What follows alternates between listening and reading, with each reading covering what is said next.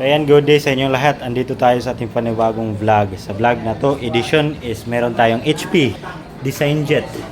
Ay hindi, HP DeskJet Ink Advantage 2677. Ayan, makikita natin, naka-cartridge lang po ito. And then, ang problema niya is, yung papel is dito lang.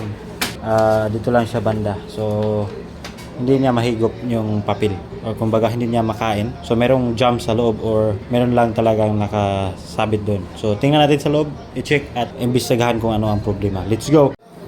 So ngayon, dismantle na natin. So same thing lang din sa mga ink tank. Tanggalin nyo lang ito, unahin dito banda. Kita ba? So ito. Yan. Ito, tinanggal ko lang ito para ma-access natin dito sa ilalim ang screw. Yan.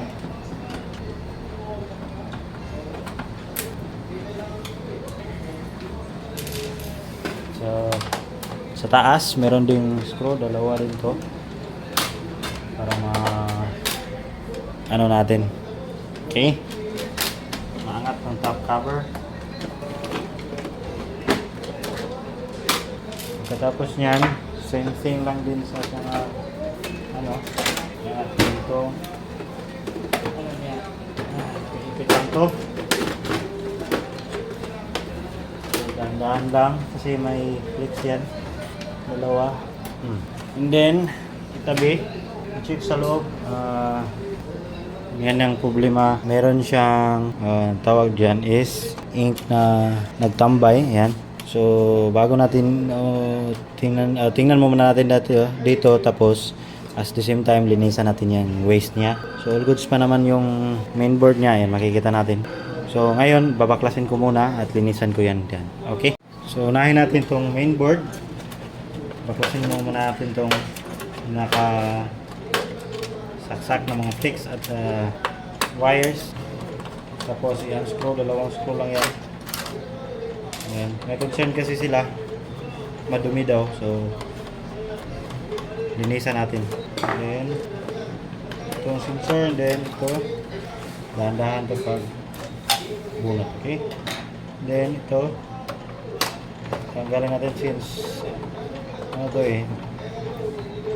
since madumi na dyan, linisan na natin. Ulit-ulit na lang ako. And then next natin is carriage. Ang carriage mismo, tanggalin natin to kasi ito ang pwede niyang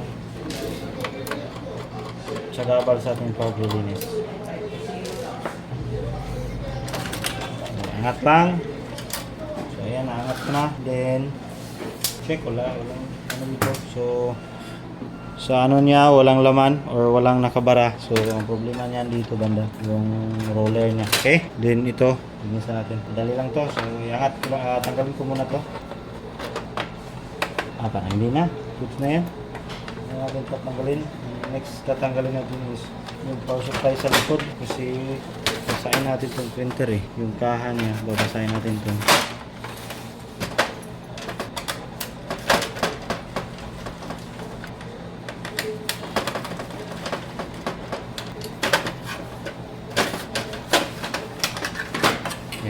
Ito yung power supply niya. So ito, hindi pwedeng basahin to. Tanggal natin ang nilinisan. Okay, at ayun na nga, nalinisan na natin. So sa ngayon, kahapon pinatuyo ko to, then ngayon tuyo na siya. Ang gagawin natin is mag-assemble na tayo.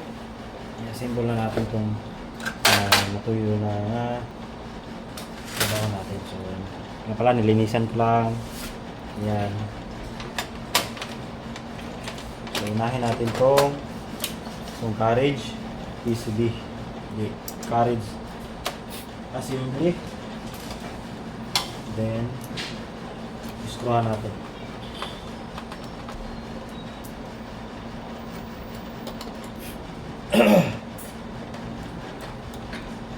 Tapos isunod natin itong sensor niya na assembly din. Paglagay naman dito banda sa may gilid, screw,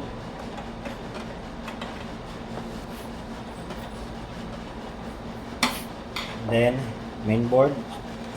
Unahin natin itong PC carriage flex cable.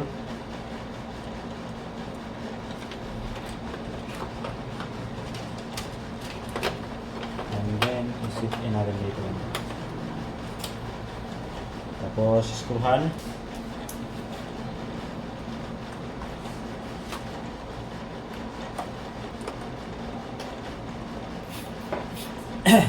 Screw and then ilagay nito mga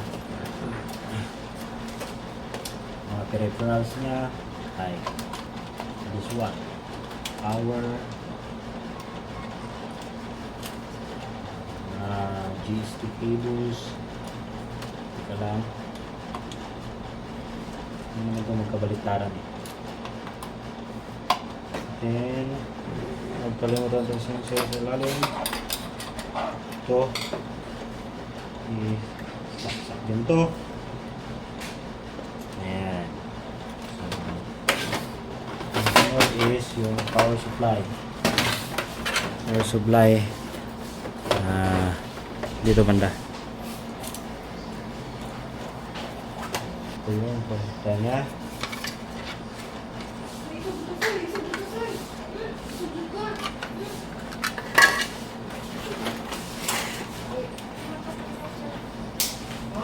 Vlog. Hello vlog, welcome to my guys. Kana itaod na sa insert kana. Ano tayo bagong bisita guys?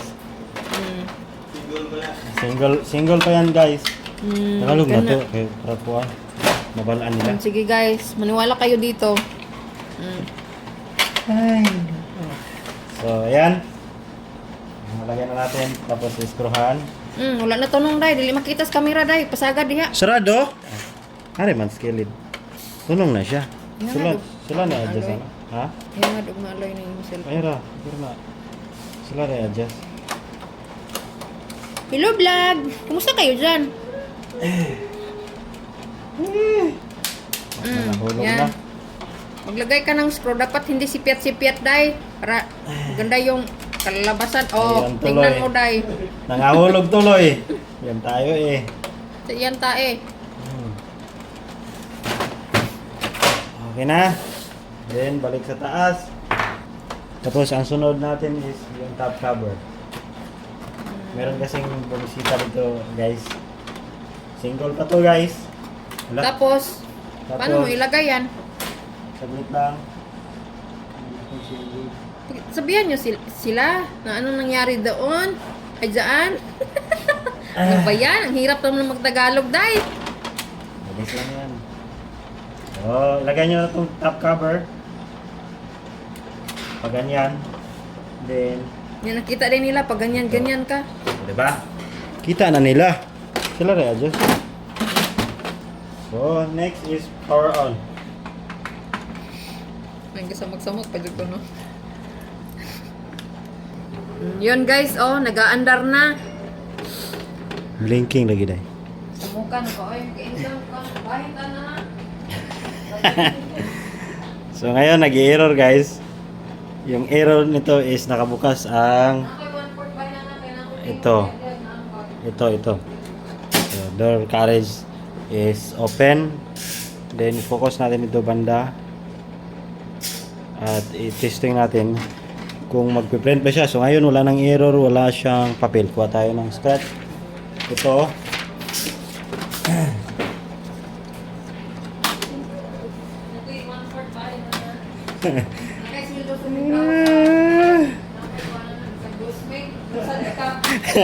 Nakuha pag pangayo guys. So, twist print tayo. Hold nyo lang tong power button and then cancel button. Then release.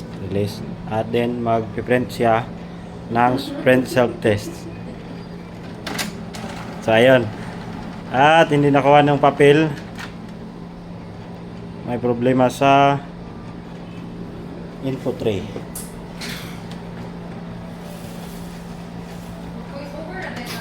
Kapoy na eh. Kapoy ng voice over. So ulitin natin. Huwag niyo siya i-follow guys kasi kapoy daw. Kapoy daw Ayan, nakuha na niya.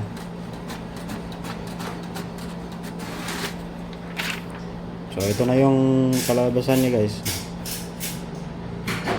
Yung sa cooler, problemado.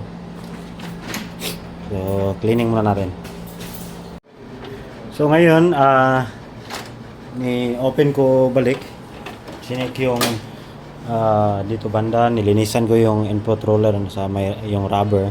At hopefully, makakuha na to niya. Hindi pa ganyan, pangit ang kanyang pagkakaprint. Yan, makikita nyo. Sagad siya dito banda. So, i-correct natin kung tama ba ating kapalinis. So, ngayon, test print muna natin. Hold. Pinunin yung cancel button, release cancel button, and then release itong power button. So, testing natin kung yan. Ayaw talaga.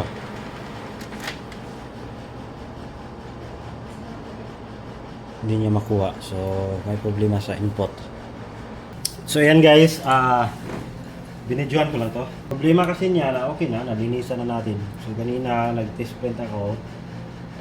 Nakapag-print naman pero kailangan mo pang diinan tong gear wall niya. Kasi manipis na yung rubber. Wala na siya. Hindi na siya kumakapit dito banda. So, kailangan mo pang idiin para makuha yung papel. So, problema niya, pag hinalaan ko muna is yung gear wall, pero wala naman tayong available part dito. Mahirapan paghanap. Pinaghinalaan ko lang muna to yung input roller, yung rubber mismo. Tatanggalin ko, papalitan. Or ito na lang assembly. And then, sa ngayon, kumuha ako ng brand new na second-hand. Okay. So ngayon nakahanap ako ng pampalit dito. Ayan. Ito yung bago kong nahanap. Ito yung luma na. Medyo magaspang na yung niya.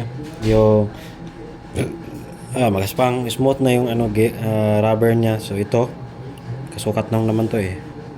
So medyo maganda to eh. Ito maganda ang kaniyang rubber. So ito ang aking ipalit. Okay? So i-assemble ko muna tong gear wall na to. So ito na guys, yung gear wall niya na salpak ko na dito banda. Yan. Pinalitan ko lang muna. Sana gumana and then i-assemble ko na. Alright. So ayan guys, na setin ko na siya ng maayos kung paano yun tinanggal yun din pagbalik niya. So ayan, nakaayos na siya. So cut ko lang video para hindi masyadong mahaba. Pakita ko lang sa iyo yung pinalitan ko dito banda, yung rubber na. Alright. Okay. Ayun guys, moment of truth. Try nating tingnan kung gumagana ba ang ating rubber na pinalit or makuha ba niya yung papel.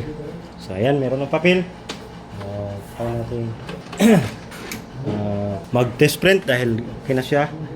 Nag-home position na. So ngayon, kanina ang problema niya is hindi niya makuha kaagad yung papel. So ngayon, testing natin. Yung pinalitan lang muna natin is ito. Ito yung kanya. So try natin test print sa kanyang test page kung kukunin ba yung papel niya. Tingnan natin. Iyon! Gumana. Smooth na smooth. So, problema is itong rubber roller niya doon banda sa gear wall. So, pinalitan ko dahil dito manipis na kasi yung kanong niya eh. Yan, yung rubber. Dapat meron siyang thread. So, napunas na. Yan, meron siyang mga thread pero hindi masyadong maganda. Yan, focus natin. Ayaw focus. Basta, ito yun siya ang kanyang problema. So, ayan, all goods na. So, uli na natin to sa customer. At sa video ito, kung meron kayong natutunan, huwag kalimutang mag-subscribe. This is Faber Tech and Tips. Magpapaalam na. Bye-bye!